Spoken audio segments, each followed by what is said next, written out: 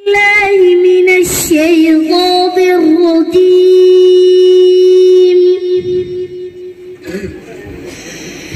بسم الله الرحمن الرحيم.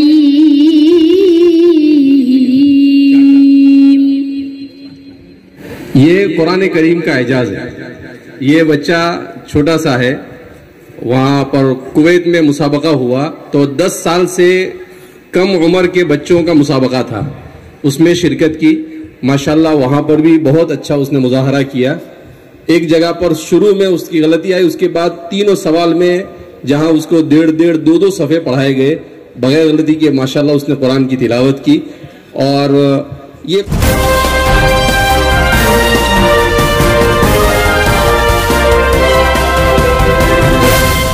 اگر آپ نے ابھی تک ہمارا چینل سبسکرائب نہیں کیا تو ابھی سبسکرائب کریں. السلام علیکم, آداب دوستو. انواع مدرسے کے پروگرام کے ویڈیو ہم اپلوڈ کر رہے ہیں. آپ نے دیکھے 10 سال سے کم عمر کے بچوں کا جو پروگرام تھا ماشاءاللہ کویت کے اندر, جو قرآن کی تلاوت بہت ہی بہترین انداز میں بچے نے کیا. ویڈیو کے سٹارٹ میں آپ نے دیکھے تو پوری جانکاری اس ویڈیو میں آپ کو ہم دینے والے ہیں, تو لاسٹ تک ویڈیو دیکھنا چاہیے. آپ نے 10 سال سے کم عمر کے بچوں کا جو پروگرام تھا کویت کے اندر من الشيطان الرجيم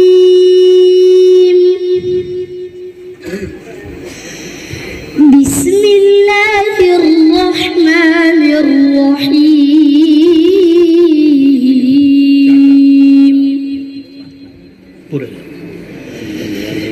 لا يكلف الله نفسا إلا وسعها لها ما كسبت وعليها ما اكتسبت ربنا لا تؤاخذنا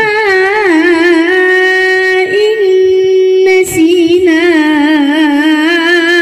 أو أخطأنا ربنا ولا تحمل علينا إصرا كما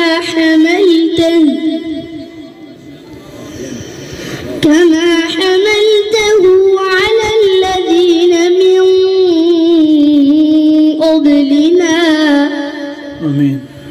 ربنا ولا تحملنا ما لا طاقة لنا به واعف عنا واغفر لنا وارحمنا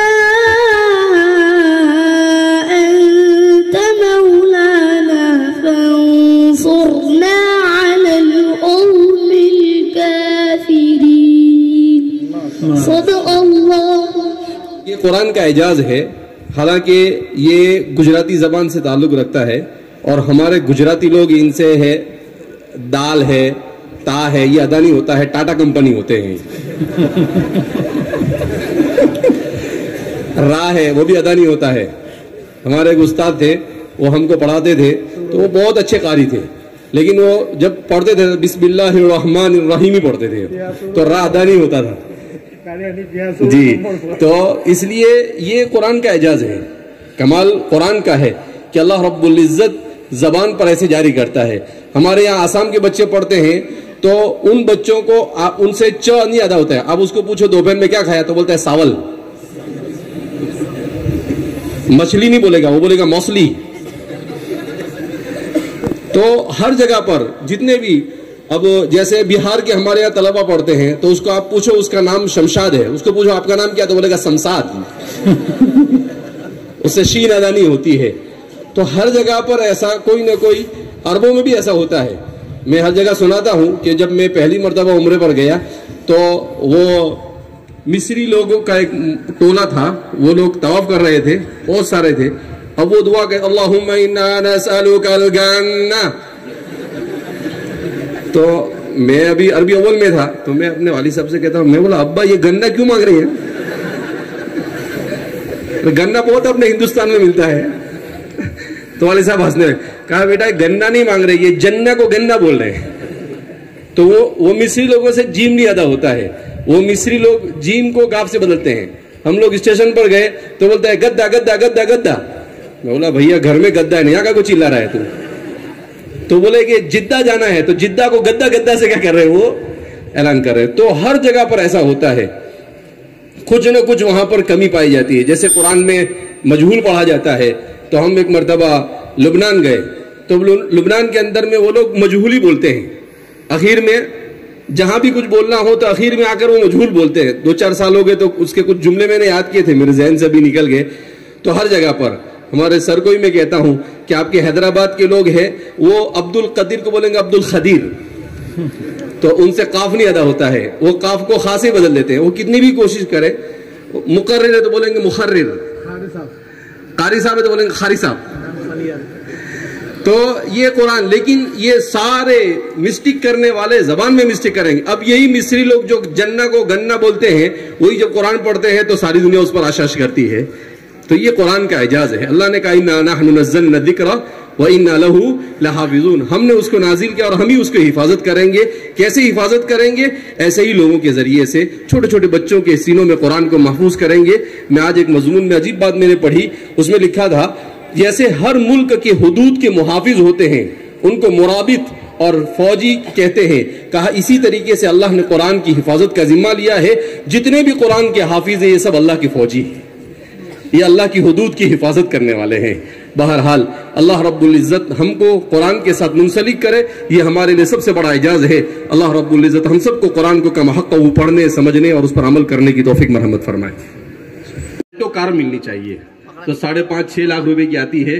کہا وہ کار میں 2 دن پہلے یہاں پر لا کر رکھ دوں گا اور اس کو انعام میں دی جائے. تو ہمارے ایک دوسرے دوستوں نے کہا دوسرے نمبر والے کو ہماری طرف سے اسکوٹر, بائک, اور ثانی اور ثالث کے لیے بھی 2 احباب نے کہا. تو یہ اللہ کی کتاب ہے. اللہ رب العزت اس کتاب, اب دیکھتے ہیں کس کی قسمت میں وہ کار جاتی ہے. فاز جی آل انڈیا مسابقے میں کامیاب اور ممتاز ہوتے ہیں. پچھلے سال قافلہ قرآن مولانا حذیفہ صاحب لے کر گئے تھے. یہ قرآن کے اعجاز کی برکت ہے کہ ان کو باقاعدہ حکومت سعودیہ کی سیکیورٹی کے اندر ان کو جو حجر اسود کا بوسہ دلوایا گیا, ان کو طواف کروایا گیا, ان کو عمرہ کروایا گیا. قرآن کا اعجاز ہے کہ ہمارے ہندوستان کے دیہاتوں کے بچے جو ہے اللہ نے وہاں عرب کے اندر جو ہے ان کو کتنا اعجاز بخشا, اور عربوں نے حضرت مولانا کے ساتھ کتنا جو ہے ان بچوں کو انعام اور اکرام سے نوازا. لہذا آپ دعا کریں اللہ تبارک و تعالی ہمارے جامعہ میں ہونے والے آل انڈیا کو بھی بے انتہا قبول فرماوے اور عافیت کے ساتھ پائے تکمیل تک پہنچائے. جی خاص طور پر 2 دن سے جامعہ ہادہ میں تشریف لائے مہاراشٹر بڑھ کے علماء کرام کا, مساہمین کا, کہ جنہوں نے ہمیں خدمت کا موقع عطا فرمایا. ہم صحیح معنی میں جیسے ان کی قدر, ان کی خدمت کرنی چاہیے نہیں کر سکے, مگر پھر بھی جو موقع آپ نے میسر کیا ہم اس پر اللہ کا شکر ادا کرتے ہیں. دوران قیام کوئی تکلیف ہوتا ہے مجھ سے معافی مانگتے ہیں. اسی طرح میں بہت زیادہ مشکور و ممنون ہوں میرے بھائی حضرت مولانا حذیفہ صاحب وستانوی دامت برکاتہم العالیہ کا, کہ جو باوجود مسلسل سفر کے ہماری دعوت کے اوپر یہاں تشریف لائے. اسی طرح ہمارے اس گاؤں کے بہت ہی بڑے عالم دین, جامعہ ہادہ کے بہت مشفق و مربی, مشیر کار حضرت جناب حضرت مولانا قاری سید عارف الدین صاحب دامت برکاتہم العالیہ کا میں حضرت کی نظر کرتا ہوں کہ یہ پوری جو چہک دمک یہ جو کچھ ہے یہ حضرت ہی کی دعاؤں کا نتیجہ ہے. اللہ ہمارے حضرت کو صحت عافیت تندرستی عطا فرماوے. آپ دعا کیجئے حضرت کے یہاں بھی حادثہ بھی ہو گیا, حضرت کے اہلیہ کا انتقال ہو چکا. اللہ تبارک و تعالی ہمارے خالہ جان کی مغفرت فرماوے, ان کی قبر کو نور سے منور فرماوے, انہیں جنت الفردوس میں اعلیٰ مقام نصیب فرماوے. اسی طرح ایک دعا کی درخواست ہے ہمارے جامعہ کے محسن معاون الحاج ابراہیم ملا صاحب ساؤتھ افریقہ سے, کہ جو اس وقت بہت زیادہ بیمار ہیں. دعا کرے اللہ انہیں صحت عافیت تندرستی نصیب فرماوے, انہیں شفا عطا فرماوے. نیز میں بہت زیادہ مشکور و ممنون حضرت مولانا عرفان صاحب کا, حضرت مولانا مبین صاحب کا, جو مسلسل 3 دن سے جامعہ ہادہ کے اندر تشریف فرما ہے. اللہ تبارک و تعالی ان کی آمد کو بھی قبول فرماوے. نیز آپ سب کے دل کی دھڑکن ہمارے دوست جناب منور زمان صاحب کی بھی ہم بہت مشکور ممنون ہیں کہ آپ نے جو ہے قیمتی وقت کو لے کر اپنی ٹیم کے ساتھ یہاں تشریف لائے. دعا کرتے ہیں اللہ تبارک و تعالی آپ کو جو ہے مزید دین متین کی خدمت کے لیے قبول فرماوے اور صحبت حذیفہ سے اللہ تبارک و تعالی پورے عالم کے اندر آپ کو چلنے پھرنے کی توفیق نصیب فرماوے. ماشاءاللہ کئی ملکوں کے اندر حضرت مولانا حذیفہ صاحب کے ساتھ جو ہے آپ آج کل چل رہے ہیں. چاند پہ بھی جانا ہے اور ابھی تو ایک دوسری بھی فکر ہے ہمارے ذہن میں، لیکن ابھی میں یہاں نہیں کہوں گا، بعد میں کہوں گا. بہرحال ماشاءاللہ آپ ابھی جناب منور زمان صاحب کو سن رہے تھے. بہت اچھا ان کا جو ہے اللہ تبارک و تعالیٰ نے ان کی زبان کے اندر ایک چاشنی رکھی ہے.